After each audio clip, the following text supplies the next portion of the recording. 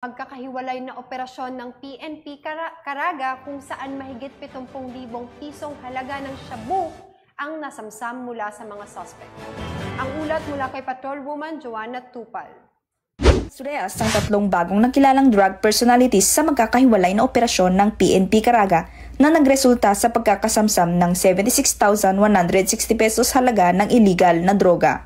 Kinilala ni Police Brigadier General Kirby John Brion Craft, Regional Director ng Police Regional Office 13, ang mga naaresto na sina alias Amboy, 27 years old, alias Tagalog, 20 years old, pawang residente ng Butuan City, at alias Bert, 37 years old, na residente ng Sitio Bacud, Barangay Luna, Surigao City, sa operasyon ng Butuan City Police Station 1, Butuan City Police Station 2, at Surigao CPS na kumpiska ang 76,160 halaga ng shabu.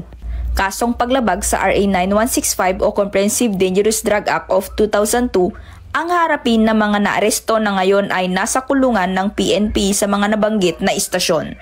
Hindi titigil ang PNP Caraga sa mas pinaigting na operasyon kontra illegal na droga na may pangunahing layunin na magkaroon ng mapayapa at drug-free ang ating bansa. Mula dito sa Police Regional Office 13, ako ang inyong PNN Correspondent, Patrolwoman Maria Joanna Tupal, alagad ng batas, tagataguyod ng Balitang Pulis. Maraming salamat, Patrolwoman Tupal. Hindi na nakapalagpa ang tinaguriang top 7 most wanted person na may kasong 4 counts of attempted murder matapos itong